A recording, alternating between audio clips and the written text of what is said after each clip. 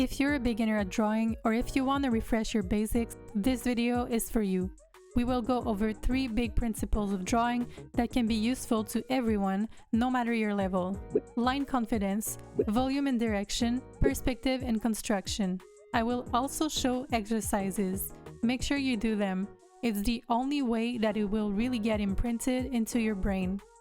If you listen to every tip mentioned in this video and practice all of the exercises, you are guaranteed to see improvement in your art. Line confidence. One of the fastest ways to make your art look better is to start paying attention to the quality of your lines. Drawing quickly and then altering the same line multiple times over and over again can result in the infamous scratchy look a lot of beginners end up with in their artwork. Take the habit of thinking before tracing a line, really visualize where you want to place a mark, and then draw it. Something else to keep in mind is you should draw from the shoulder and not the wrist. This will give you smoother, continuous lines. It will also be easier on your body if you plan to draw a lot for many years to come, as the shoulder is stronger than the wrist. Don't hesitate to trace longer lines and then go back to erase parts you don't need. It's also fine if you don't get it on first try. Erase and try again until you get what you want. It will keep everything nice and clean. Here's how to practice it. Draw straight and curved lines from the shoulder instead of the wrist or elbow. For all the exercises in this video, we will be using a hard airbrush. If you're working traditionally, use an ink pen. Also, try to take the habit of standing up straight when drawing. Good posture will keep you healthy, so you can keep drawing for a long time. Drawing from the shoulder actually makes it easier for me to stand up straight. Hopefully it's the same for you. Draw all kinds of lines, straight and curved. Just focus on drawing from the shoulder and make sure you don't grip your pencil too hard. Now let's do 2 common exercises that are popular in the world of industrial design. First, place 2 points on your page or canvas and link them together in one continuous stroke. I suggest you hover over the paper or tablet a couple of times until you trace. Bonus, try it with 3 points and see if you can get it first try. Don't worry if you don't get it right every time. With practice you will get better. And make sure you try different angles. Some will be more challenging than others. It's also okay to go past the points with your lines if you make a longer stroke. You want to make sure your movement is relatively quick and as precise as possible. Next, draw ellipses quickly and precisely. Here again, hovering will make it easier. Vary the size of your ellipses, make them bigger or smaller, more narrow or larger in width. Make sure your movement is fast enough so that your line is continuous. You can go over 2 times if needed here. Finally, create a series of circles. Try to make them as perfect as you can. You can go over 2 times if needed here as well. The more you do, the better you'll become. You can also take the habit of starting your drawing sessions with a couple of line tracing exercises as a warm-up. You may have heard about the famous paper YouTube play button. Only the pros have it, because you need to reach at least 200 subs to get it. We are halfway through to reaching our goal on this channel. Subscribe now if you want to be part of something big. Volume and direction. You may have heard pro artists talk about drawing like you are sculpting.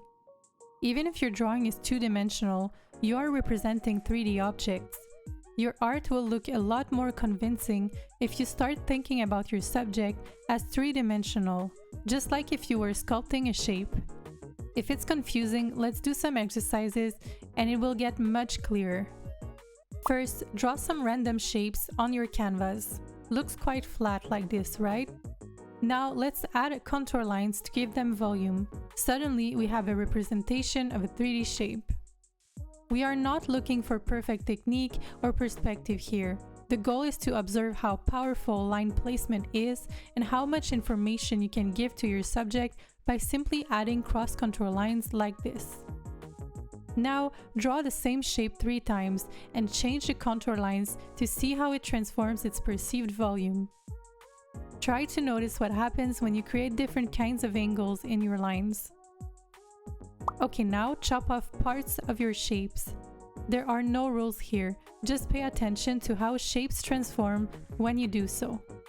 We now have new shapes that look 3D as well. It's a pretty satisfying exercise, so make sure you have fun with it and practice as much as you can. Perspective and construction. Everything is a box. Well, everything can be constructed with boxes and other geometric shapes. If you understand that, it will be a lot easier for you to draw anything you want. Here's an example of how Proco shows the construction of the foot.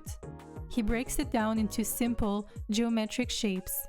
And here's the visual from Bridgman, who uses boxes to bring perspective and dimension to his head drawings.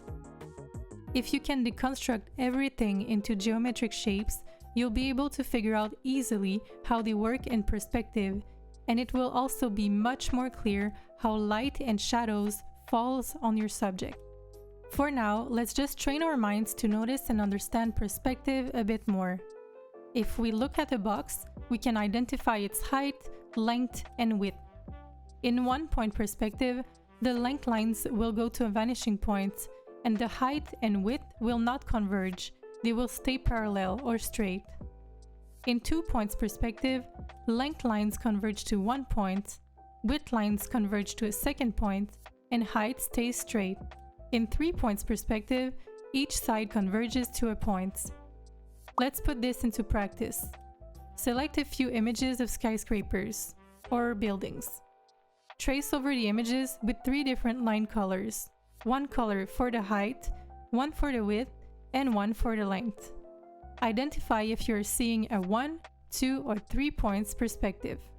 In this picture, we have a 1-point perspective, as we are looking straight at the building and only the length lines are converging to a point. This is a 2 points perspective, since we are facing the corner of the building and the width and length lines are vanishing away from us to 2 separate points. And this is a 3 points perspective.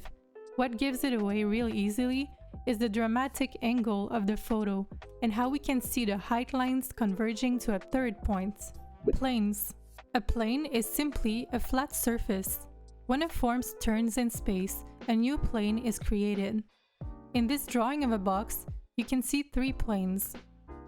There's an easy way to find the center points of a plane. If you trace an X from the opposite corner of each plane, you will find their true center points.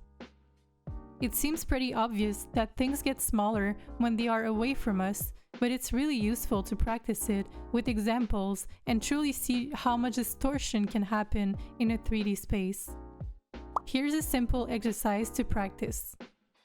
Draw multiple individual planes in space. Now indicate where you think the center of each of them would be. Let's now check our results by tracing an X with lines that go from one corner to the opposite corner of our planes. Evaluate where you got it right or wrong. Do this as many times as you want. Slowly but surely, you'll get a more solid understanding of how forms work in the 3D space and be able to estimate it more accurately. Now we'll practice construction. As mentioned before, anything you want to draw can be simplified to basic 3D shapes such as boxes, but also spheres, cylinders, and cones. Whatever you draw, if you think about it first in terms of big shapes, it will look a lot more 3D and solid. Look at this beautiful, wet eggplant. It can be simplified as a cylinder, and the cutout shapes next to it as well. You can see it very clearly once you trace over it. How about those headphones? Again, we can see cylindrical shapes here. We can also simplify the top part into curved rectangular boxes. Select a couple of images of objects such as furniture, decor, or simple fruits. Since we are beginning to draw, we won't go with forms that are too complex right now, so no humans or animals. Also, ignore drapes or anything too thin, such as the leaves of a plant, for this exercise. When tracing, your goal is to construct each item with geometric shapes to give them a convincing 3D aspect. Some items could be more challenging than others. You can break them into smaller shapes if needed. We will finish with some rules for our lines. If you want to make your piece as clear as possible, it's a good practice to use thicker lines for the outside of your shapes and thinner lines for the inside details. Adding thickness to the outlines helps reinforce the silhouette of your subjects and detach them more clearly from one another. Bonus tip, you can also use slightly thinner lines for the outlines of the objects that are further away from the viewer. This will add more visual hierarchy to your final piece and put more emphasis on what is closer to the viewer. Hope you enjoyed this video. Let me know which exercise was the most helpful to you. If you want me to go into more details about perspective, line quality, or construction, let me know in the comments section. Also, another great fundamental to practice is gesture, and I have a video on that. Go see it if you want to learn more. Thanks for watching.